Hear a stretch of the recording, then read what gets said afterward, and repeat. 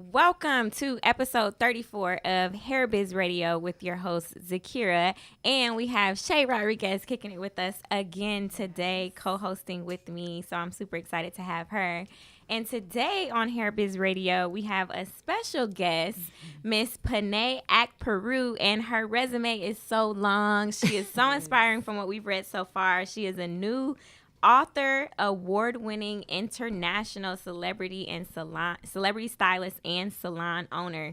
She's been seen on some of your favorite stylists and your favorite channels, Bravo, BET, WeTV, VH1, and her work has been featured in magazines like Ebony, Essence, Upscale, Forbes, and she's been able to grace some amazing clients that we all know and love.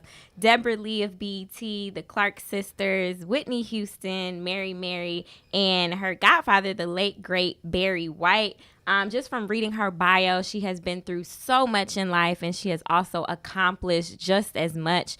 So she's definitely an inspiration. I'm super glad to have her hanging out with us today. How are you, Miss Pennae? I'm wonderful, and I'm so thankful to be here. Yeah. Yes. So we can go ahead and dive right into the interview. Just tell us a little bit about yourself, your backstory, where you're from, how you got inspired to get into the hair industry. Well, I've been in the business now professionally for like 35 years. Mm-hmm. And I got inspired to do hair from my mother.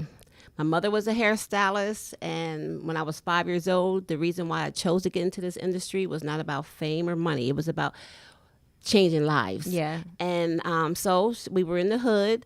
She was doing a lot of women that had hardship, a lot of pain, and was going through a lot. And when they got out of her chair, when I tell you, they were transformed. And I knew at 5 that that's what I wanted to do, to be in the industry to help change lives. So from there, about 9 years old, I started assisting her in the salon.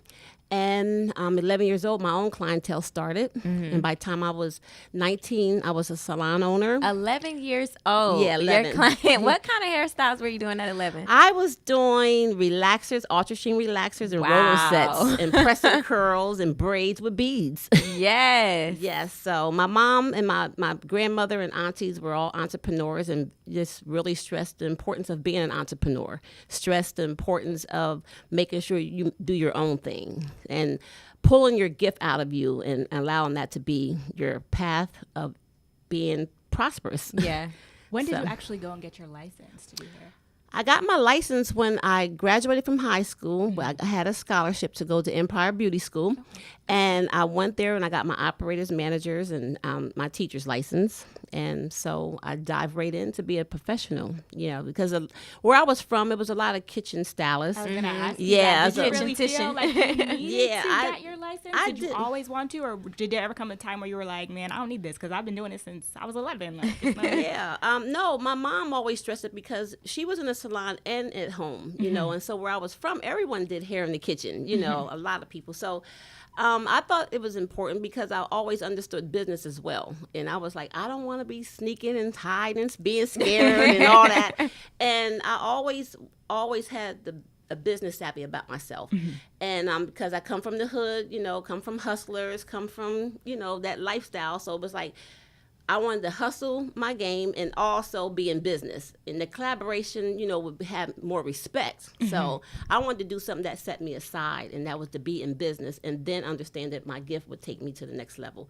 So, it was very important for me to have my license because no one had their license. Yeah. Like my mom never had a license, and she had a clientele, and she was great at what she was doing. The only thing that she was missing was the license. Mm-hmm. So she really stressed that for me. And so, and that's, it's very important. So when it comes to going to hair school, what are some, because they don't teach you everything in hair school. No. So what is like your favorite technique that you learned on your own outside of hair school? I would say my favorite technique is a physical technique, mm-hmm. and that is customer service. Yeah. Because I appreciate that. Yeah. I mean, seriously, I feel like school teaches you, it brings out your gift. Like a lot of times, most people that go to beauty school they already know how to do hair a little bit, and then they help you with the theory, you know. But what beauty school doesn't teach you is that how important customer service is, and how important financial wisdom is, and how important managing your emotion is to the game, and how important and making sure that you look amazing and that you feel amazing, because we are touching people and we're changing their lives, but a lot of times you put your own life on the back burner serving others, and then that can burn you out real quick in this industry, because that has happened to me. Yeah. So you talked about before, you said it's not just about hair, it's about changing people's lives. Yes. And I think a lot of times, you know, when people get into their careers or they start businesses, sometimes it can be all about the money. So what are some things that kind of helped you stay on track with that particular vision that you had, even when the money wasn't flowing in when you first started? When the money wasn't flowing in when I first started, what kept me on track is knowing that, like, the character of the person was changing when I did their hair, keeping that in the forefront, keeping God first in my life, and understanding that even though I wasn't making a lot of money, the customer was so important to me. So it was like keeping them first, you know, after God, and making sure that I'm pleasing God with my work. You know, not trying to impress people, not trying to keep up with people, not running no race with nobody, just making sure that as a hairstylist, understanding, because I can say most people that do hair, it's like real natural, you know, and where that come from? God. And so it was always like, no matter what I was doing, when there wasn't no money and I didn't have a lot of fame and a lot of attention, I was just like trying to show God, I appreciate you. Let me, and then the head was, and the styling was like a canvas, and I'm like, the art of it, you know, that is what kept me motivated, making sure that the customer was happy. I think when you have a mindset like that, like, your customer automatically becomes a walking billboard for you. Yes, definitely. So what I do want to ask you is, when you transitioned from, you know, 17, 18, still working in the kitchen, till 19, and you have your own business, what marketing practices did you put into place to now pay for this overhead, this other expense that you have to pay for as a business owner? Well, we didn't have all this social media back then, of course. I'm 55 in a few days. I made sure that I was my walking billboard. I've always kept my hair and my makeup together, no matter, I mean, they'll tell you at 11 years old, I'd already arched my eyebrows, colored my hair. Yes, ma'am. I've been wearing a red lip since 14. This is my brand. And I was the walking billboard for who I was and what I wanted to do and what I wanted to achieve. You know, I had a dream inside of me. I've always watched television and movies, and they were, you know, they empowered me, you know, to see the beautiful women of all colors, like Leave It to Beaver's mom. You know, she always was walking around the house with a lip and her hair all done, you know, Diana Ross and a lot of other people in television, and they inspired me. And so that was my dream, to get to that level, to be in television. So I wanted to look like them. And so, you know, we had to go hand and foot to go make things happen for ourselves. So it was me. I always just kept me together. I always believed that look good, feel good, do good. It first started with me. And that was what did it. At 7, 8 o'clock in the morning, when no one else is made up, I knew the power of that. If you're going to the grocery store at 9 a.m., no one's going to be made up. So I said, why don't I be fully made up with my hair done at that time, and people will gravitate to me. And that's how I got my clientele built up. Just like staying on point, staying on 10 all day long. No days off. 10, no days off, always on 10.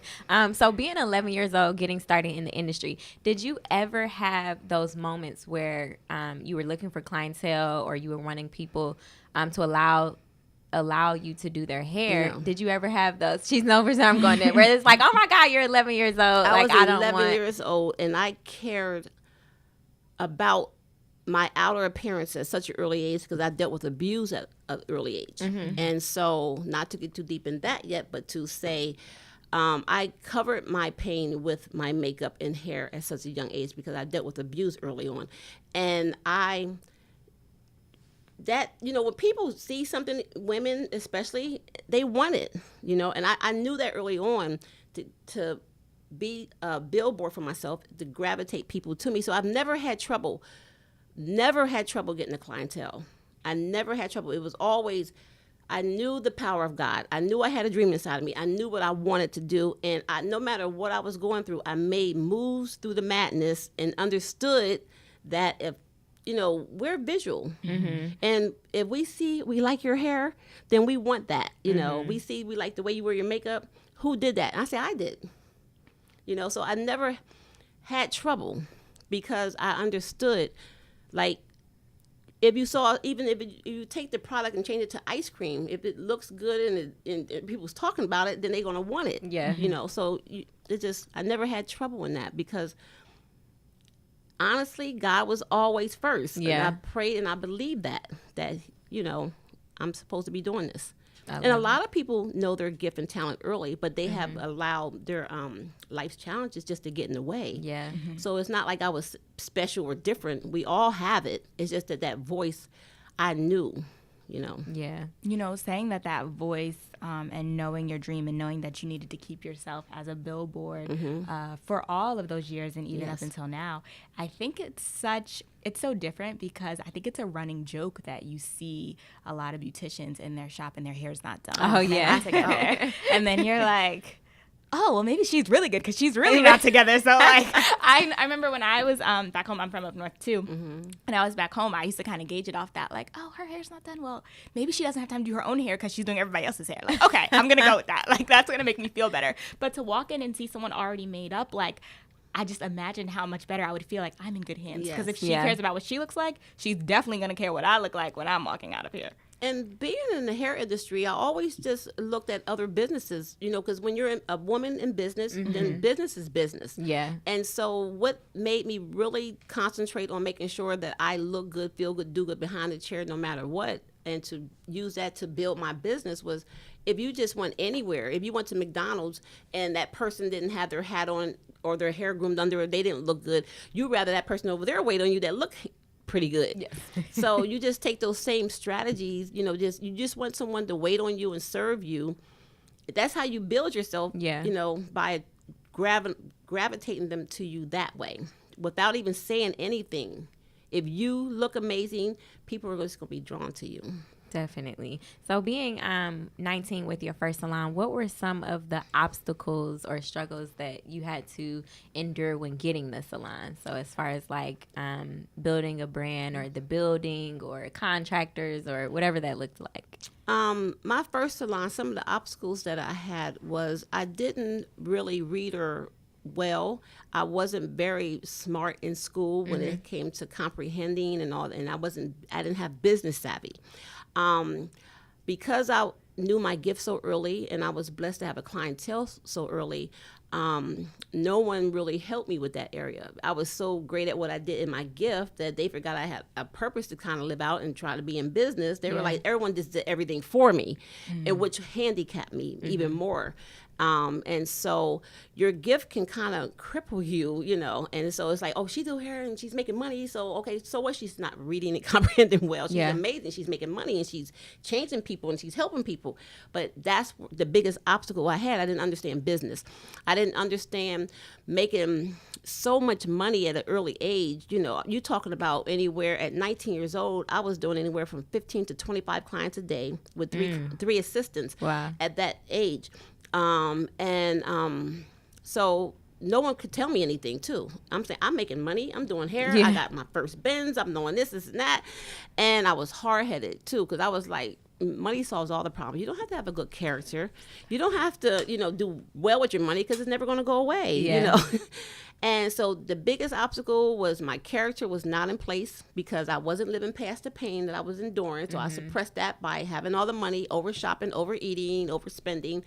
And financial wisdom really was the biggest thing. I had a lot of money, but I wasn't doing the right things with it. And I didn't utilize customer service. That part, it was hard. As far as the business go, you can hire people to do things for you. The biggest problem is not knowing about the business yourself. I didn't take time to do that.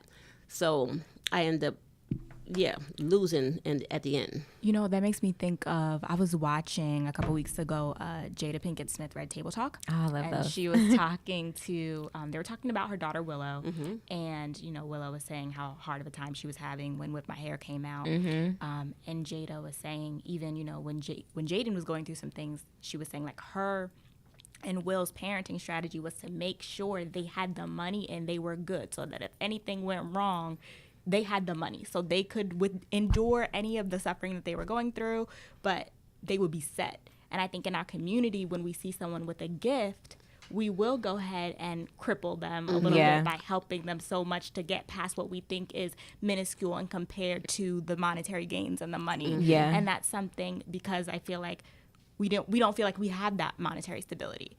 So if we see that coming up, we're like, yes, put all the money on her, get her to where she needs to get to, regardless of how it hurts her in the future. Yeah, because someone else got my business license for me. Someone else went down and handled my business. Because you know, when you have money, you just pay everybody to do everything. I just hire people to do stuff. I don't need to understand it. That was the biggest thing. The obstacle was I didn't understand. All I wanted to do was do hair. So I practically just walked in my salon and just started just doing hair some more.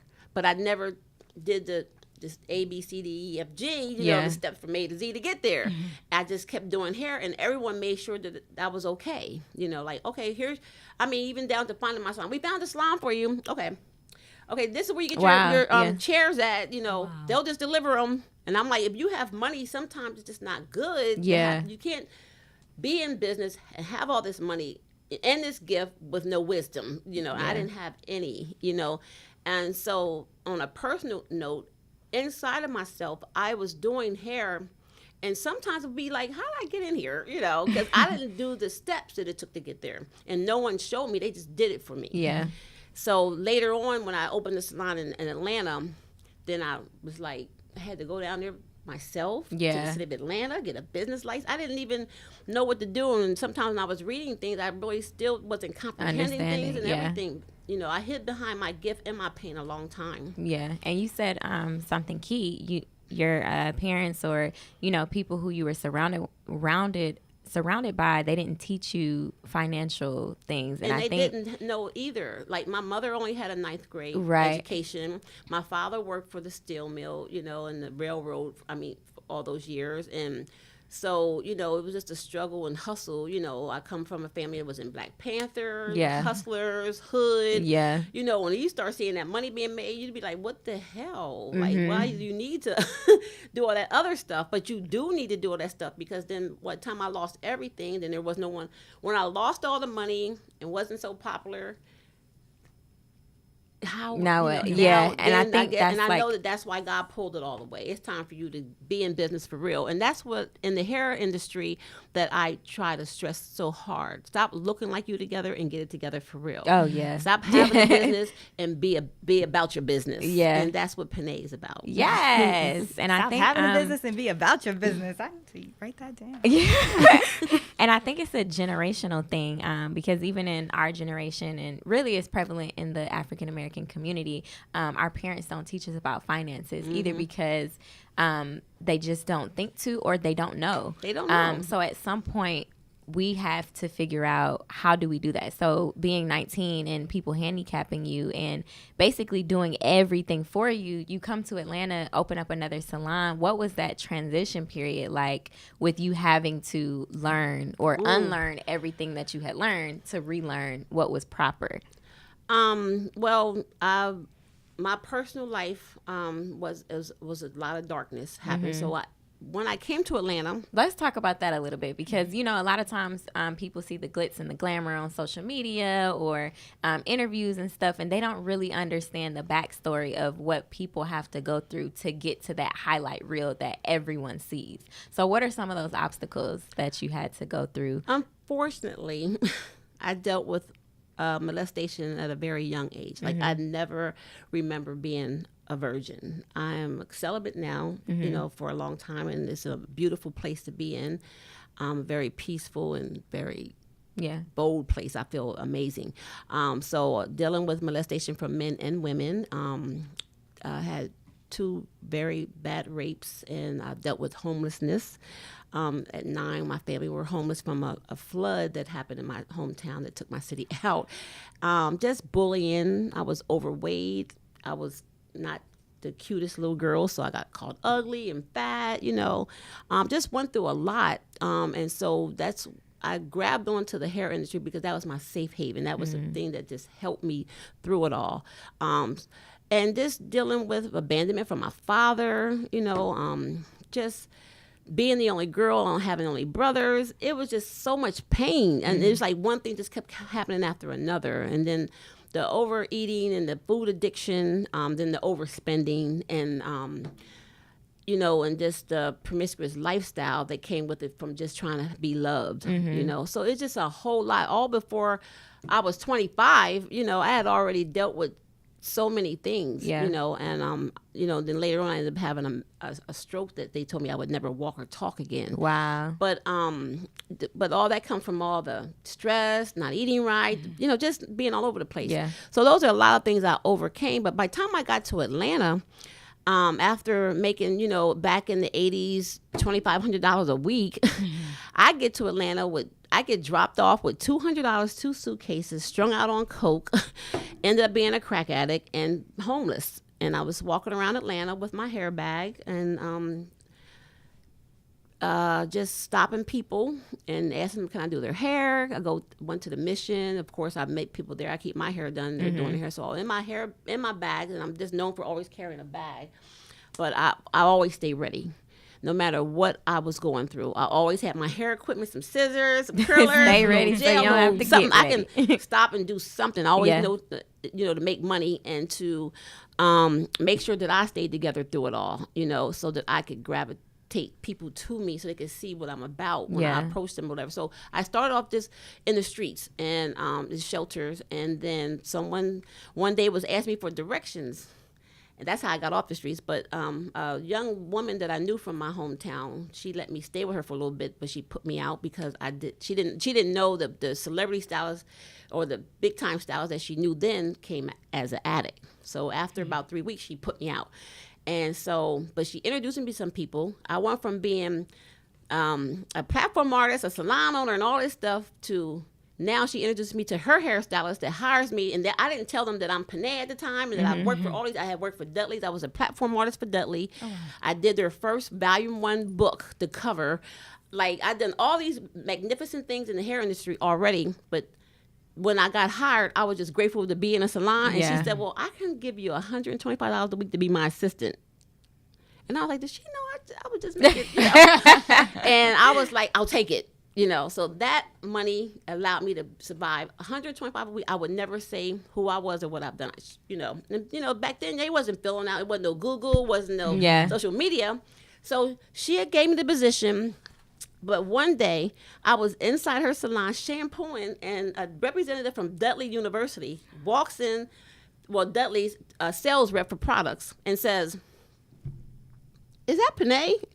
And then she looks at him and says, "Yeah, she's my assistant." And then she was like, "How is she? Do you know who this is?"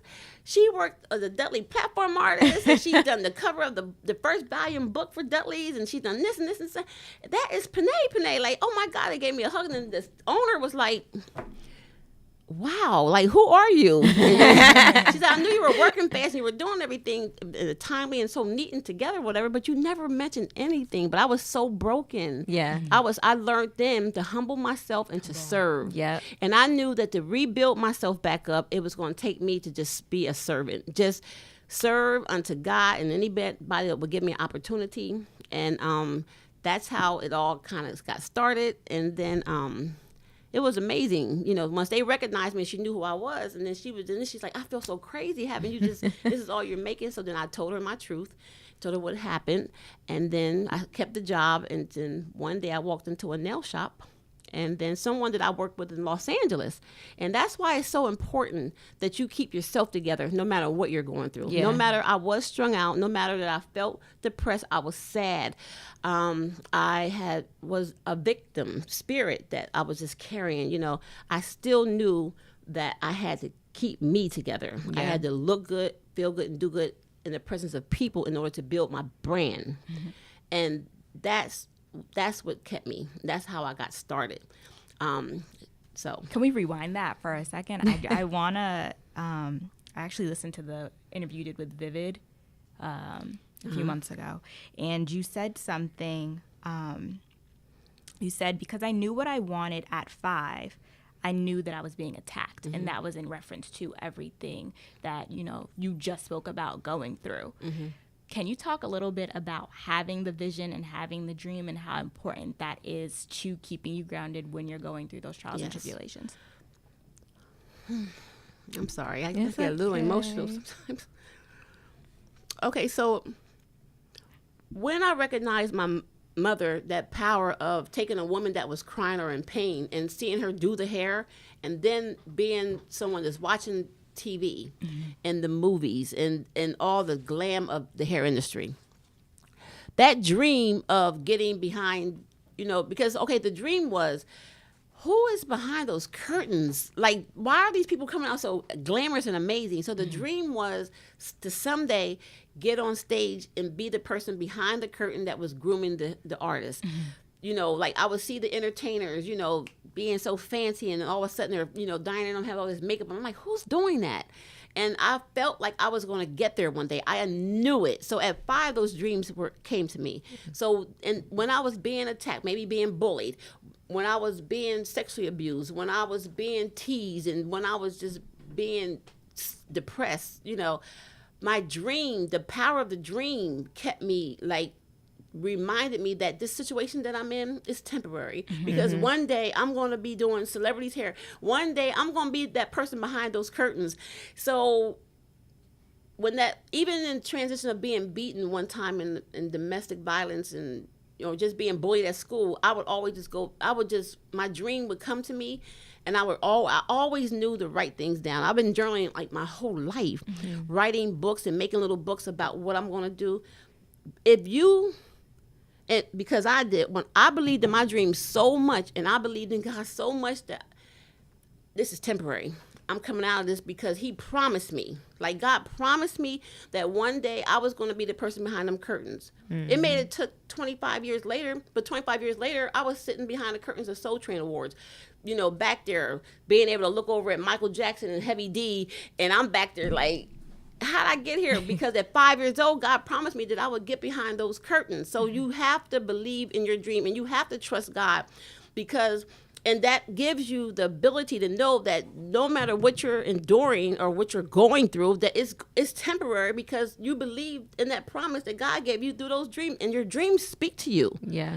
They're talking to you, and you just got to believe it, and never let anything that you're going through wave you from that. And so everything that I dreamt about, like when I was 9, I dreamt about, because I was dealing with homelessness, I met people in missions work. So my family behind this big flood met these people in missions. And so they introduced me to Africa and babies and all this. I said, well, one day I'm going to be holding babies, and doing hair in Africa. So it took you over 13 years to get to Africa. Well, it took 30 years after that. So just to say about the dream, the dream is powerful, so powerful that when I had my stroke and they told me I was never going to walk or talk again, I went back to the dream that I've been carrying. And most of my friends will tell you, this crazy fool will tell you, girl, I'm going to be in Africa one day holding babies and doing hair. I'm getting there. That would always be my strength. They laughed at me, teased me. But when I had the stroke and they told me that I wasn't going to walk or talk again, 6 months after that, meeting a woman in nail salon at Tula Nail Salon, Shanita Foster was trying to get people to go to Africa. I love Shanita. Yes, Shanita was talking and was like, I'm trying to get some women to go to Africa with me, and I didn't even know her. And I turned around, and I'm barely walking at the time, not in a good place. I'm just learning how to talk a little bit. And I said, I'll go. Do you know I went there with Beyond the Game. I was able to sponsor a salon there. 6 months after the stroke, that they told me I wasn't going to walk or talk again. But when they told me I wasn't going to walk or talk again, I said, I'm going to walk or talk again, because I didn't get to Africa yet. Then back to the dream. My girlfriend was like, crazy, you still talking about that? But then 6 months afterwards, I was in Africa holding babies, doing hair, teaching the women over there to do hair. So that's why, back to your question, those dreams give you strength. Those dreams are powerful, but you just cannot let nothing that you're dealing with wave you from believing them. Something that I think also kind of stood out in that interview to me along the same lines is, don't try to figure out how you're going to live your dream. Now, I know you didn't think that it was going to take a stroke to get you to Africa. Nope. So what do you think? Do you think when we try to figure out how to live our dream, it like hinders us from actually experiencing life and experiencing the process towards our dream? Okay, say your question one more time. Do you think that when we try to figure out how we're going to live our dream, that it hinders us from actually living and going through the process naturally of how we're going to get to our dream? The main thing is to write it down, as I always journaled. I always believed it. The other thing is, sometimes your dreams seem so big and so ridiculous, stop sharing them. And then I just think that every day you should do something towards your goals and dreams. Whether it's just researching, like I became fascinated with Africa. I became fascinated with, how do you get a part of missions. So it wasn't something that I shared with everybody. I just would work on different things, even in the hair industry. I just, did private research and just studying or pretending I had it. I just was like this person that really would act it out, and I believe that one day I would be talking to people, so I would be practicing in the mirror, like even if it's just taking a little bit of time every day to do that. But honestly, it's Psalms 37:4. God says, delight thyself in me, and I will give you desires of your heart. And that has helped me my entire career.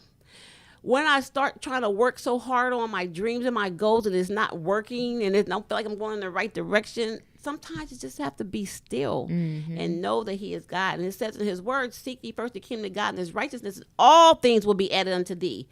So they would be like, girl, I'm on drugs now. I'm a crack addict and I'm all these crazy things and I've been abused and I've been this in a hopeless state. But when I tell you I still love God and I still believe in his word and I stand on it, like no matter what, that's the secret to me. God is working it all out. You just keep trying to be that person that he's calling you to be. Yeah. If you're smart at speaking and communicating, then work and perfect that. Don't concentrate on where you're going. Have it written down, pray about it, but stay in tune with God, what he expects of you, and it just seems like it just starts moving better. Because when I try to take things in my own hands, and I'm not in tune with God, I'm connected to all kind of fools, idiots, people that ain't got nothing to do. And I always knew the importance of your circle. Hang around people that's going where you're trying to go. Definitely. Sometimes it's a lonely place. You have to start learning how to just enjoy being by yourself. And I wasn't like that at first, but when you're pursuing your dreams and your goals, it is lonely sometimes. Yeah. And then when you do interact and have to, collaborate with people, make sure that they celebrate you and make sure that they have something to do with where you're going, or else you're wasting your own time. Definitely. Very true. So when you turned 25 and you got your salon in Atlanta, what were some of the things that you learned from having that salon at 19 when it comes to maintaining the salon? So I know you said like a lot of people did everything for you when you had your first salon, and when you came to Atlanta you had to do a lot on your own. So what were just some of those key things that if somebody was wanting to open up a hair salon now, you would tell them? Wow, I didn't. And at 19, I wasn't greeting my clients. And I learned that that's very important. That makes a difference in business. Definitely. Can you greet your clients sometimes, honey? And I would always, fashionably in makeup, I was always together. But I wasn't, I wasn't greeting my clients. So that's something I did differently. I knew the importance of making sure that people wanted a good environment. I've always made sure I had good tools and I knew how to do the techniques. But then that's when I got into really decorating, making sure that the bathroom was amazing and every room was amazing. And you get those corners and you sweep up after each client, So those are some things. And making sure I was about the business and making sure that I build a relationship with the client and not just do their hair and send them on their way. Yeah. So I started making sure I memorized their birthdays because, we didn't have all they probably had it, but I wasn't into it still then. But making sure that when such and such came in, that I remembered that, say if Miss Laura came in and her son's birthday is, I even would remember that. Those kind of different things. Yeah. Like, oh, so your son Roger, his birthday's next Friday, right? But Building that I'm writing that relationship. down, building relationships, like really getting that. And they was like, oh, you remember that from last year? Mm-hmm. But don't know I got my little notes by their names, so. But those different types of things. And then understanding that, the salon is a place where people should feel safe and feel amazing. Definitely. You know what I mean? So they're starting to create an atmosphere and trying to get control of it, because we were so type to have these, you have to have all these people coming in selling stuff, doing this and that, and just be like a big hangout place. Mm-hmm. So I wanted to create a atmosphere where we can kind of have that, but have some order with it. Yeah. So it was challenging at first, very challenging to get control of the business, and but I've accomplished it. Yeah. So it was a plus for me and a minus, because they say you don't want to work for Pennae because she wants to make sure the floor stays clean the whole time, and she's always walking around checking everything. But yeah, it was some positive and some negative towards trying to turn the hair salon. People need to know that it needs to be a business as well. Definitely, yeah. And where at in Buckhead is the salon located? Oh, it's 3085 East Shadow Lawn. Yes. Buckhead, and it's a dream come true. I used to walk the streets there and pray and wish that I could be there one day, and it took 20 years to get there. I've been down in the Buckhead area for about 5 years, and I never would let the dream go. And I've had at least 4 or 5 salons before I got there. Mm-hmm. And God is good. I'm there. And I had a salon in my hometown, was in a house, and I always would say in my dream that I would have it in a house in Buckhead. And yes. It did happen. I'm there. It's an amazing place. We do hair, lashes, fashion. We have a whole team of amazing experts. They're not just playing. Yeah. You know what I'm saying? They did not come to play. They got license, and they're amazing. I have my daughter in there, my sister, and this is amazing. Like a family affair. So I love it. You like listening to you talk, how you talk about your salon now versus your salon when you were 19. Mm-hmm. And it just makes me think of, Mom, if you're listening, it makes me think of whenever I would be like, Mom, like, I want a new car. And my mom would be like, girl, you don't keep the car you have now clean. Yep. Like, you're not showing appreciation for what I already gave you. Yeah. Why do you need a new car for when you? When you're not taking care of what you have. And but when God blesses you with something, if he sees that you're not, like when you talk about like the pride on your face when you talk about sweeping the floor. Yeah. Yes. The pride when you talk about taking care of your clients with just knowing their birthdays. Yeah. That's how you I'm in that salon like late at night, or no one else has to clean it. I have someone that helps me. His name's John. He's amazing. But I am hands-on, and that's the other thing. You do hair, you make all this money, you got all this and that. Don't take your hands off your business. Definitely. I'm cleaning. I'm making sure it looks good. I'm in that bathroom, cleaning it down, all in the back of it. I'm just hands-on from the top to the bottom as far as the marketing team. And when you're not smart at something, when you have a salon, hire people to do what they do best, but then be a part of it. Mm-hmm. Make sure you understand that teamwork does make the dream work. Yeah. And that's what people want to see. People want to see like the owners still being hands-on. Yeah, I'm hands-on. And they know I hug and talk to all the clients. They're all my clients. They're all my babies. Cause I'm the one, because I'm the one praying and fasting for this thing. So when they walk in, whether they're coming to I Am Nails or Style Rock or Danny's Closet or Jenny B or Sierra, I have Ayana there. Like they're clients, but they're my babies. I'm like, Lord, look how you just working this thing out. Yes. So going back, can you remember like one of your favorite projects that you worked on, or said, or whatever it